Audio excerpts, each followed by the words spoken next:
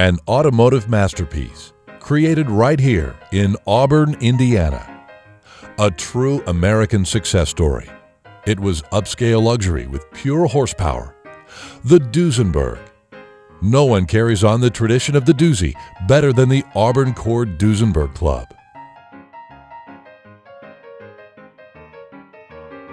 Myself, I'm fascinated by the Duesenberg story and by the E.L. Cord story. You know, right from the beginning, it happened at a time in America when somebody could come from nowhere and create something incredible, which is a lot harder to do today, I think. The Worth, as you well know, the car of kings, the car of potentates, the car of the very well-to-do, which immediately moves them upscale in most people's eyes. But they were also the most perfect car built in America. Not necessarily mechanically, but certainly the most dynamic car built in America. The loudest sound, the greatest roar of the engine, you know, twice the horsepower of the nearest car. You know, you took a race motor designed in the 1920s to go in Indianapolis and put a streetcar body on it and start driving them. And that's really the story of the Duesenberg. You know, they were ostentatious in their day, and they're just a lot of fun. Powerful cars.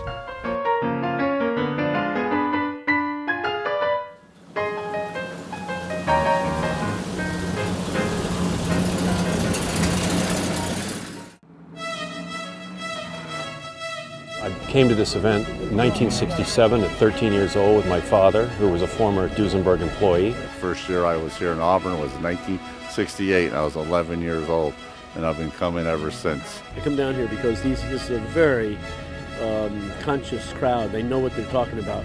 So judging here is probably at the very highest level. I've been coming 26 years, and it's about the people. The cars are an excuse to get together with a lot of good old friends. I've never, ever been at a car event that I didn't learn something I didn't know. So I imagine I've been coming here for 12 or 14 years. And it's a fun show every year. It's addictive going to the thing Friday nights here. I just fell in love with the ACD cars, the quality and the interiors. And My dad's been coming probably 40 years. He started driving this car in the 70s. We drove all the way from Boston to Auburn. We did that 3 times, and that was the years before trailering.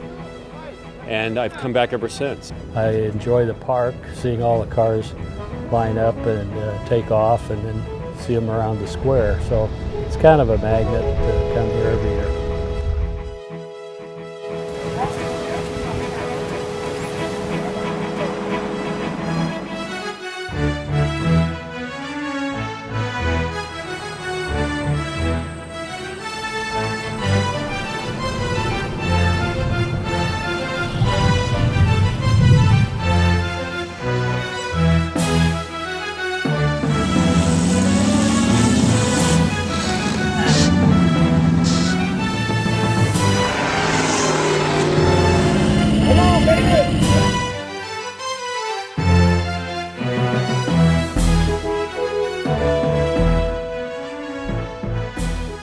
It's Labor Day weekend in northern Indiana, the place to be for Auburns, Cords, and Duesenbergs. Hi everyone, I'm Scott Hoke. Welcome to the Duesenberg Exhibition of Speed here in northern Indiana.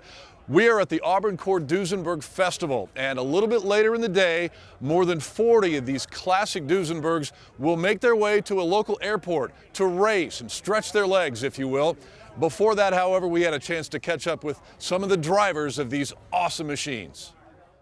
You know, there's millions of car collectors out there, and it seems like the Duesenberg is just one of the ultimate machines, and I'm just very fortunate to be able to own one. And I love it. It's not for sale, and just going to enjoy it for the rest of my life, I hope. These are the ultimate cars, the Auburn Cord Duesenbergs. It's a mark that's just sought after, and they're just a very great automobile. It's an ego trip, you know, to own a car like this is a big thrill for a car guy, you know. Waited for 40 years. Started collecting in 1957 and took about 40 years to work my way up to something like this. And it's a very nice car. We've owned it for 12 or 14 years, and it's a real nice running car, fun to drive, and just an attention getter. Whenever you work on this car, you are really impressed with the quality of the engineering and of the materials that were used and the manufacturing that was done at that time. It's just, they're the epitome. There was a reason they were called a doozy. To have a car with this much power and such a beautiful engine, it's just a great thing. I mean, I just love the car. And first one I saw in Hershey in about 81, I saw a Murphy Roadster. And I said, one of these days I'm gonna get one, and I did too. I set out to make it happen. It's neat to see these cars rolling. I mean, we all see them sitting, but the real fun is to see them rolling, or on an interstate at Cloverleaf, seeing them going around a curve to get on the interstate. This car on the interstate at 70 would be at home, and it's a fantastic car. The 265 horsepower in 1929 was pretty incredible. Joel and the club has done a fabulous job bringing and creating a venue for 60 Duesenbergs to really show their stuff. So, well, let's do it. Why not? Well, we're taking the supercharged car and this car in the race. Yep, it'll be a lot of fun. Because I'm a drag racer, so it'll be really fun to get this out on the airstrip and see what it does. They're toys, they're big boy toys, and we're here to enjoy them. You know, if something happens, it's all part of the game, I guess. These cars were very well known for their ability to go fast, and this is a nice opportunity to try it with other Duesenbergs. Well, it's like any car. If you like speed and racing, then that's going to be fun. See how fast you go down there, time it. Grown men with their valuable toys and drag racing, I'm like, I'm in, you know what I mean? We'll all go down the road and make some noise and see what happens. So. There will be some noise. Make some good noise.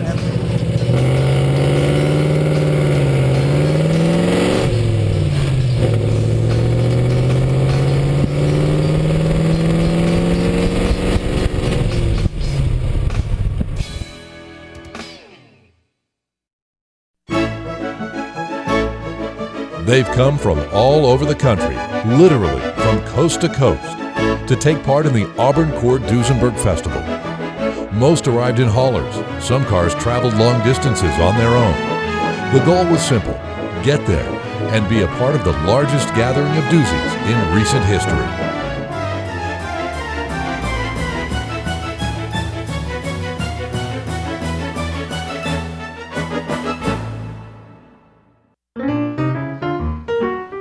Early Friday morning, the crowds and the cars have gathered outside the ACD Museum in Auburn, a fitting place to kick off the parade of Auburns, Cords, and of course, Duesenbergs. The parade made its way through the town with interested onlookers lining the streets. Some students and teachers got a few precious moments away from the classroom. How many of those youngsters will look back on this day and remember the first time they saw a doozy? The procession continued on an easy 30-minute drive through the Indiana countryside. For these machines, it was like a walk in the park and just a warm-up for what was to come. Overhead, a vintage World War II bomber was on final approach.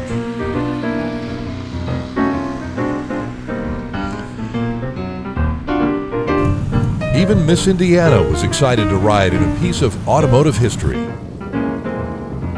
The airplane would draw crowds all afternoon, aviation buffs and curious onlookers alike. But it was a sideshow for the main event, which was just arriving.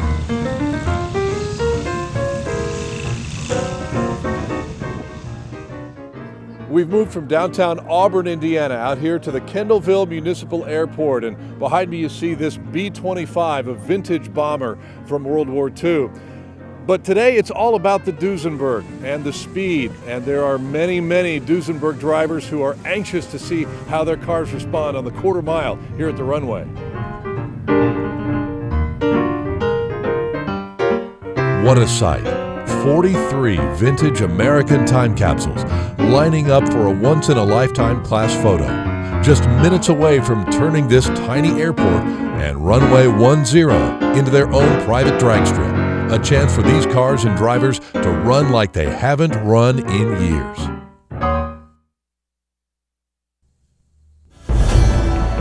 The time had come. A 25-mile-an-hour wind howled across the airfield. That made it tough on our TV cameras, but for these cars, not exactly aerodynamic marvels, the tailwind was a gift.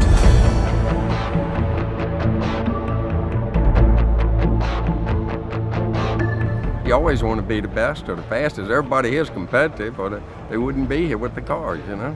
Well, I don't think I'm risking anything. I'll be in full control. Yeah, they drive good, they run good, and good brakes. The effects of time and in some cases neglect were no match for flawless construction and world-class engineering. Drivers were ready to push these cars to the limit at speeds approaching 90 miles an hour.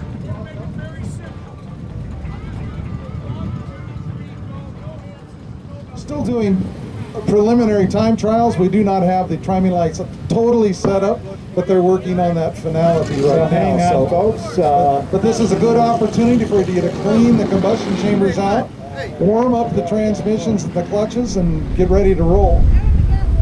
Now you can see the subtle differences between those two cars in the shape and design, so it's kind of fun to see them.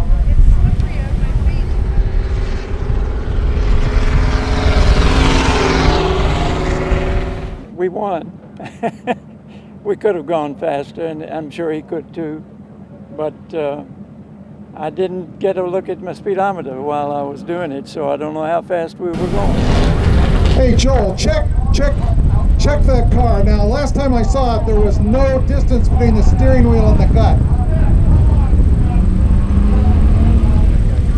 The whole back section of the Brun convertible sedan hinges up to hide away the top. It's a totally hideaway top.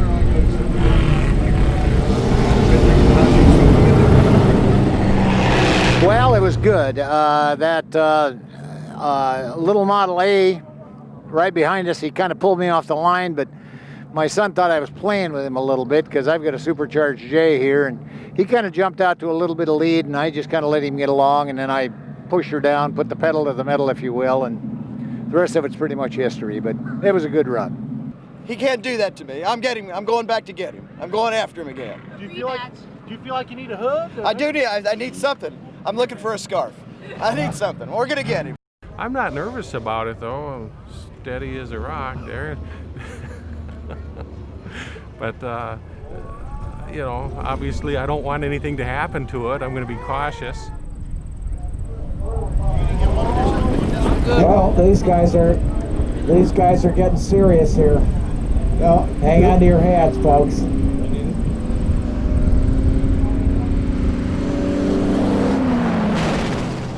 The starter surprised me a little bit. I wasn't expecting the hand. I thought he was just gesturing because he was talking, so I got a late start. But I poured on the coals and I passed the guy before the end, so I was happy with that.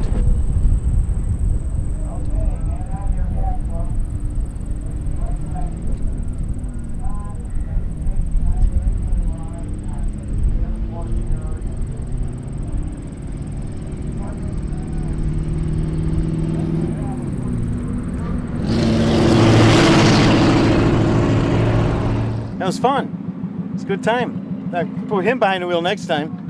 Is that your competitive advantage? Yeah, right. Oliver tells me when to shift. He tells me when we're at the right RPM. Every one of those chassis was tested in Indianapolis 500 on the track, so a similar track like what we have here, and they ran them at over 100 miles an hour, every single car. Did they test these, Randy, at the track in Indianapolis? Yes, every one of them. Wow, that's these are very race-bred cars all the way through them. What are you going to do different this next run? Get a different partner to run against. Oh, I thought you meant a different co-pilot. How did you get rid of co-pilot? That's what I thought too. So he was the problem over there, huh? That's the problem right there. He's a professional. That's the first time I've ever dragged race in my life. I think you're fibbing. My car's ready to go. It's hot. All right. It's hot. You hear it? Go get him. You guys ready for this? We're always ready.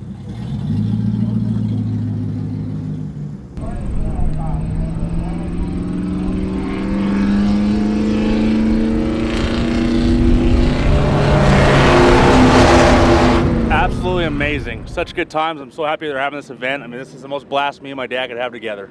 What are you going to do the next round? Are you going to get more competitive? Well, we beat the guy. We smoked him by about 10 car lengths, so I plan on doing that to everybody. Well, I missed a shift, and I'm embarrassed.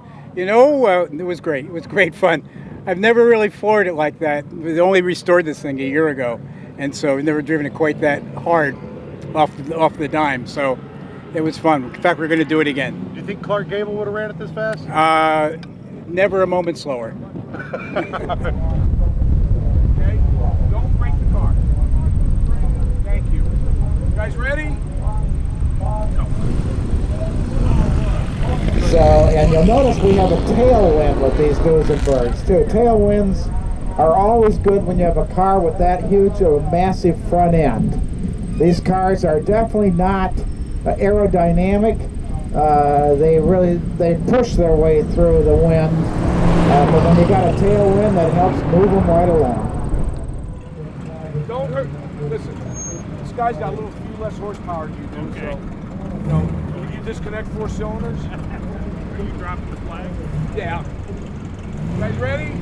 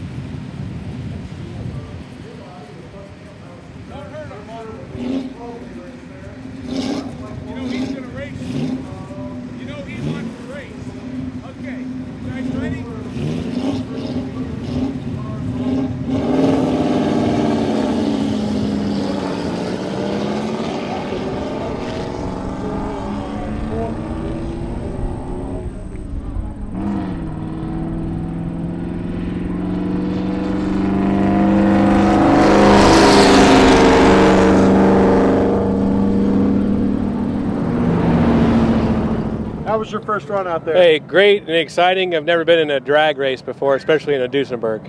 Oh, it was pretty good. Yeah? Yep. Pretty good? That doesn't sound too confident for racing. Well, we were just warming it up a little bit.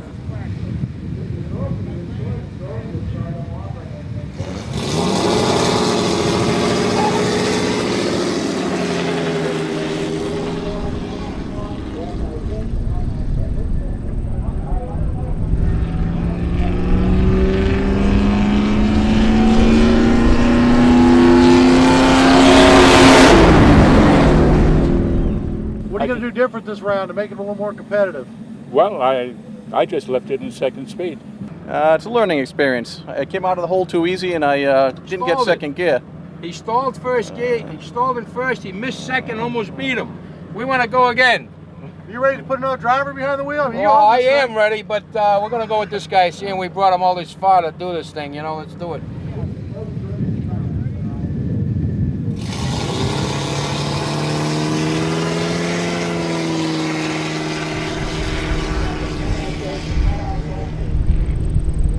This J119 bounced around the East Coast and the South like crazy, and it was one of those Duesenbergs that is amazing that it survived, because it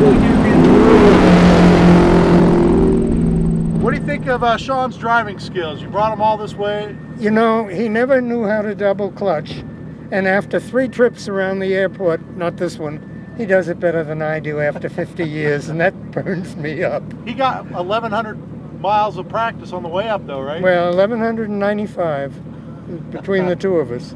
He did the hard work, I did the easy. How was that first run? Did you enjoy it? Oh, it was great. Yeah. That was a great run. Wow, it's a lot of fun. Yeah? Yeah, this is going to be a good night. Is this something you would want to do every week? Oh, yeah. Given permission.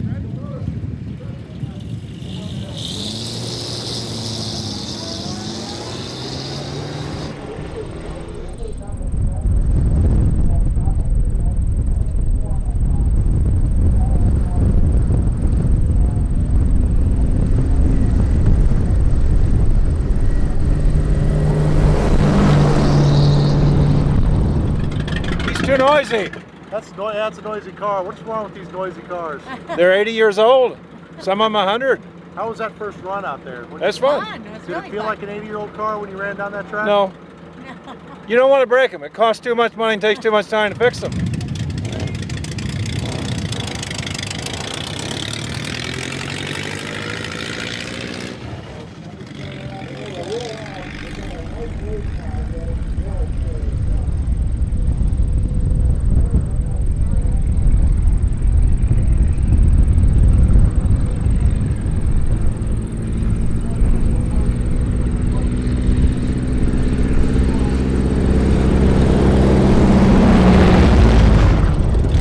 About that, the fact of having two cars of the same era that are really respectable to show off in front of the people. Did you feel like you were showing? Did it feel like a parade or a race? A show.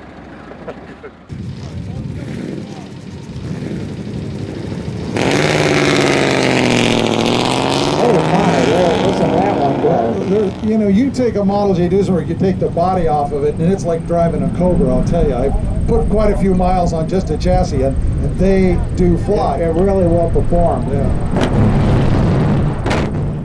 I got slated against the fastest guy in the field, so I'm going to have another go at it.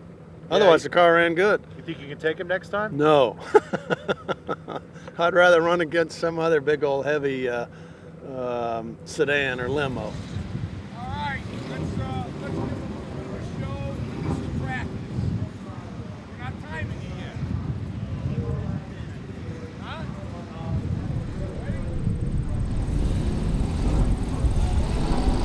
When we talk about J numbers, we're referring to the engine number in these cars. These cars are quite often known by their engine number. And as I say, it's just kind of an easy way for Duesenberg historians and people who are enthusiastic about Duesenbergs to know which car you're referring to just by your engine number. Good first round. Going back for a second. What are you going to do different this time? Shift faster. How's he doing in the car? He needs to shift faster. Yeah? You getting ready to switch out drivers? Gentle. Yeah, we may have to have a driver switch.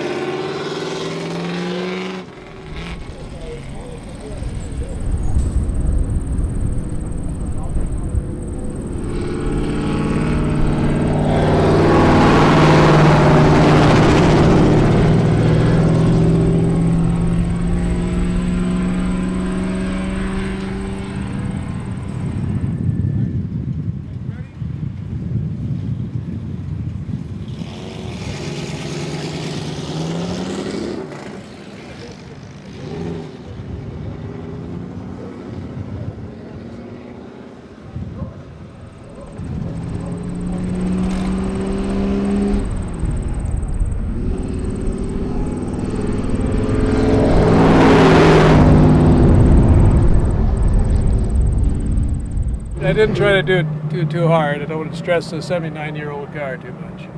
Well, how's the driver holding up? Driver's holding up pretty well. Not quite that old.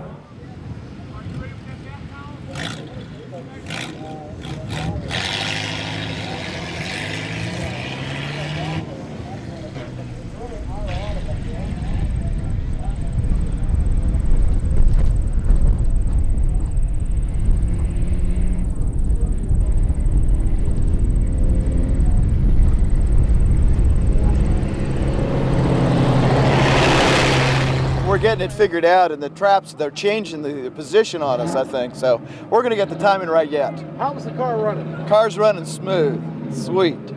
Perfect. Yeah, the team's got it set up right. Is this what this car was made to do? No, it was made for Sunday drives. This Legrand dual cowl also has a long wheelbase. That's a 153-inch wheelbase. I think there were only 2 Legrand dual cowls built on the long chassis. Most of them were on the short chassis. This is a very unusual car. If you want some real trivia, that car has original factory bumper guards on it. Now, we're talking real trivia, but that's the only Duesenberg that exists today. I always thought those were real. No, those are factory Duesenberg bumper guards. I picked this guy up here. hitchhiking. Who's this guy back there? Hey, he was nice enough to invite me to ride in one of these. Unbelievable. What a rush. And I'm not even driving. It's fabulous. Ready to do it again. It's running better than it did the first time. Is it? Got to drive this more. Does it feel like that's what this car's made to do when you get out there? I'm telling you, it's awesome. When we got out this, when I hit third gear, it just started smoking nice. You know what I mean? Not smoking, but just going.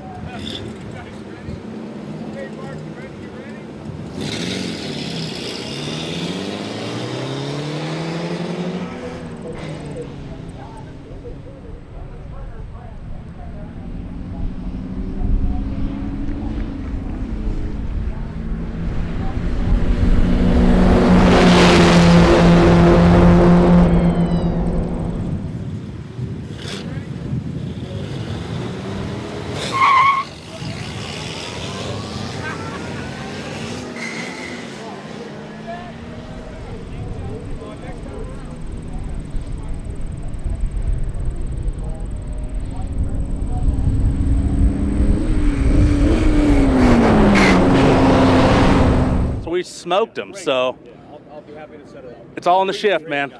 All in the shift. Nice to meet you. You still have confidence in your drivers? Of course. He's doing a good job, right? We're gonna win. I told you that 2 days ago.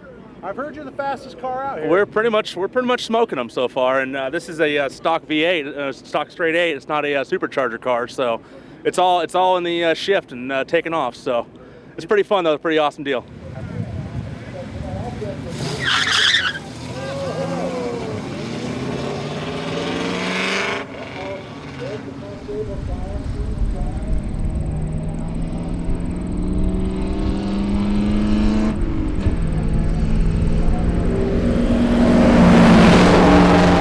Well, I had a lot better pass that time. I got off the line a lot quicker. I had readjusted the carb a little bit leaner, and I think I went the wrong way. So I'm going to richen it out, but I'm really happy. I just took down Clark Gable's old supercharged Roadster in that pass. And yeah, that was a good pass for me. I'm going to ask him about that. See what he thinks of that. Yeah. Right. He said he took you out that time. He took me out big time. So just like the Judkins Coupe. You know, I'm 2 times down, man. The next time out, 3 strikes, I'm out.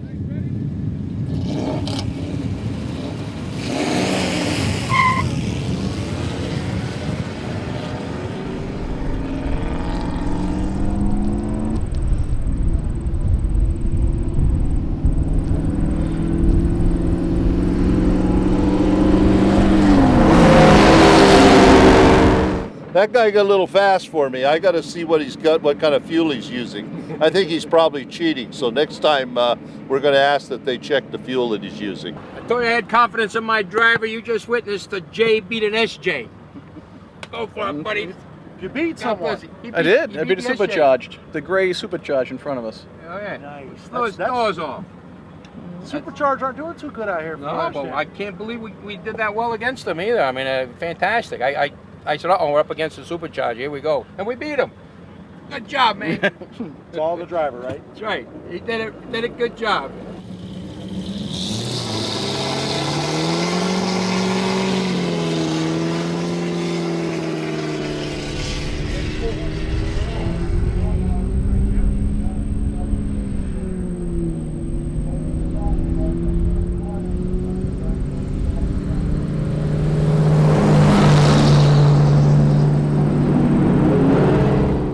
Oh, that was by almost a half a track. You're the fastest out here. So far.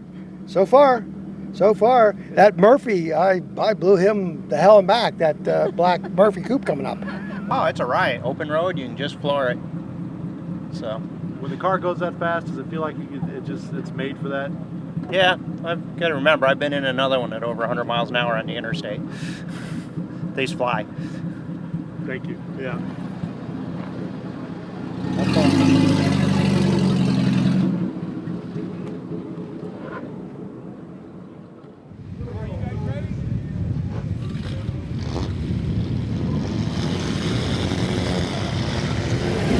We're really delighted to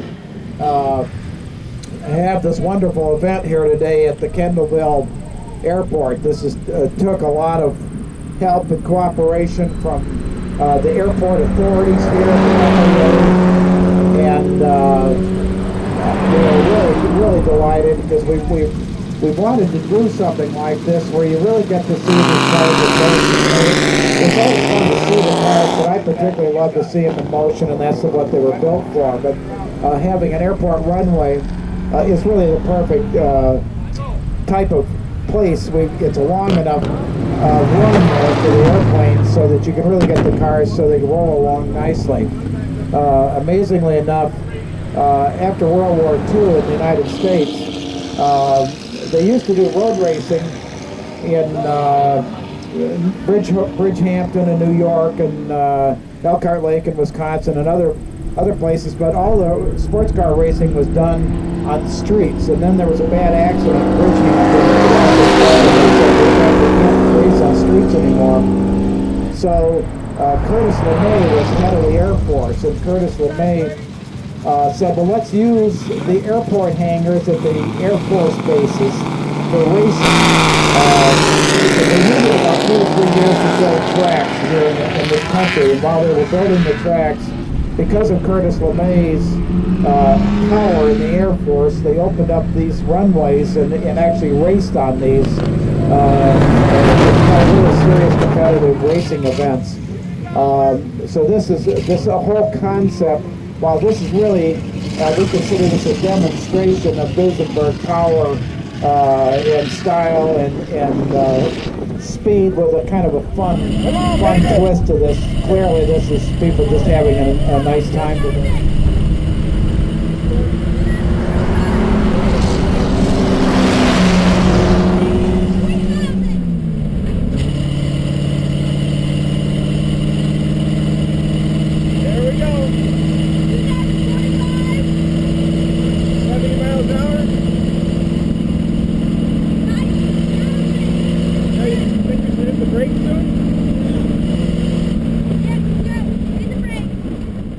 I want to race that last one. I think he's crazy, and I think he might beat me. That's the I'm 3-0 so far, but that one, Buck, I know he's nuts, so you know I want to try to race. Take a look at this Duesenberg race car. This is a Klein car. That's Sam Mann, who owns the Clark Gable car, has brought this Duesenberg. This is a 1917 engine. It's a Duesenberg motor. It's called a walking beam, and a walking beam motor has really long rocker arms, so they look like they're kind of like a praying mantis. It's a 4-cylinder motor with twin cams. Sam's taking the hat off. The green flag, here he goes. Look at that. Whoa. Look at that. There goes the old Jersey race car and the Murphy Roadster from Florida. The Murphy Roadster has about 20 years. It's about 20 years newer than the Klein car, but that was a fun demonstration of those two fine Duesenbergs. The Auburn Cord Duesenberg Club was founded in 1952, and this is an international, there's members internationally, I think there's about 1,600 members in the club. And it's basically people who have an interest in Auburn Cord Duesenberg automobiles. A lot of people think you need to own one. Absolutely not. You really just need to be interested in these cars and love the history. And we really encourage you to join the club because we have a lot of fun in this club and there's a lot of new cars. Yes, you do not have.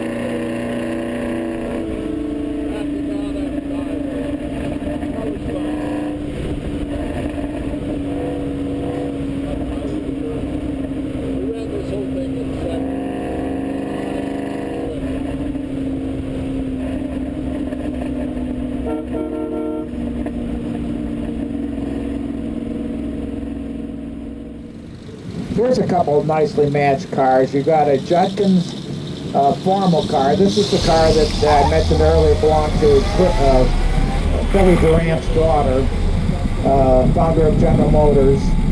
And the Duesenberg on the far side, the green one, is a Durham convertible sedan. One of the prettier bodies. This is a standard wheelbase. It's 142 inches. Wheelbase. The big Jenkins is a 153, and these are both guys that drive these cars, and they drive them hard. Yep, they're really on them, both of them.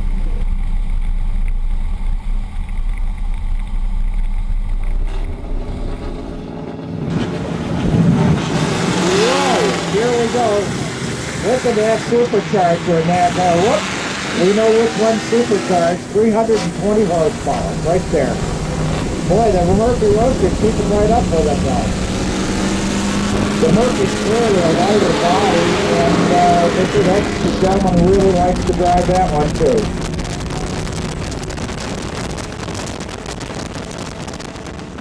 John here has a tendency to have a lead foot. He will probably blow the doors off the hole. Well, John, you may not have gotten it that time. Somebody's got some practice on that. Model A Duesenberg was Duesenberg Automobile Motors. It was founded in New Jersey.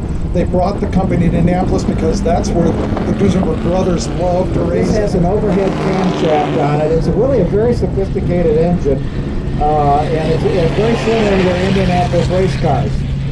If you look at a Model A's construction and you look at a Model J, you'll find so many of the same concepts. This was a day for the Duesenberg to flex its muscles. Car and driver performed flawlessly in a magnificent show of American luxury and muscle, proving once again that the Doozy has stood the test of time as a legend in automotive manufacturing. And the ACD Club has set a new standard. No longer will the ACD Festival be a show and shine for trailer queens. From now on, these cars will gather to do what they were born to do.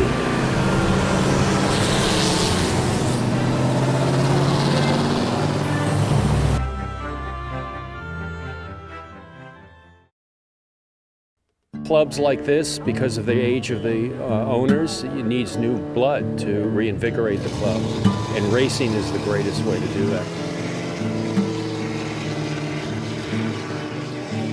Oh, that was epic. I mean, did you hear the engines out there? Oh, yeah. Oh, man. So it was great. That was just awesome. Yeah. All those cars are out there. Wow, what a treat.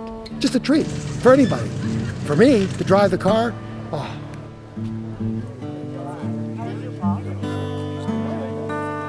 I've never seen this many Duesenbergs in one place.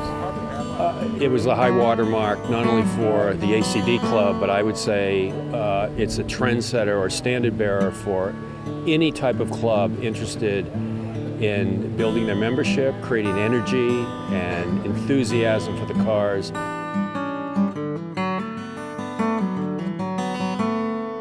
I was surprised how quick it was. When you beat it pretty hard, it goes pretty good. We didn't break anything. We spun the tires in first and a little bit in second. And, it's a lot for a 6,500-pound car. This thing really surprised us. I mean, we got up there and, you know, for an old 1934 automobile, we were moving. It took 20.4 seconds, 20 seconds to do the quarter, and we were doing it 85 miles an hour.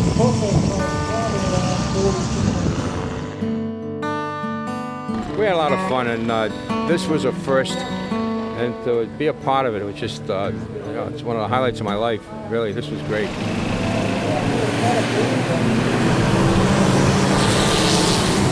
This is not a dress rehearsal. This is our life. We're simply custodians of the cars, and if we don't use them, someone else down the road is going to really get to enjoy them. So now's the time, and that's why we drive them.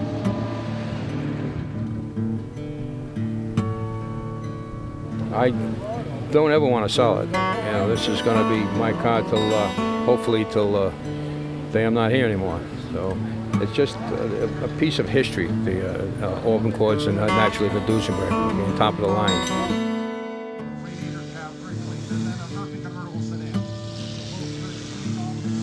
The histories are amazing because the original buyers were all names that you'd recognize, and they truly were real classics. I think if you're going to spend 3 years of your life restoring a car, it should really be a meaningful piece of history. And that's what attracts me. I think it's our duty to preserve them for future generations, as historians and collectors have done for fine art, antiques, furniture, and oriental rugs. It's no different. Well, for me, the idea is to revivify the past. If you can bring it back and make it alive again, I've done what I'm supposed to do.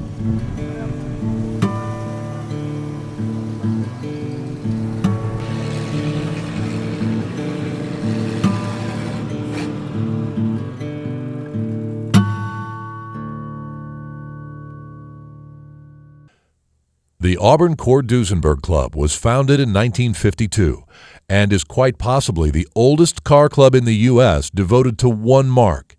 There is no question that this club is one of a kind. The Duesenbergs' original factory headquarters now serve as the hallowed Auburn Cord Duesenberg Museum.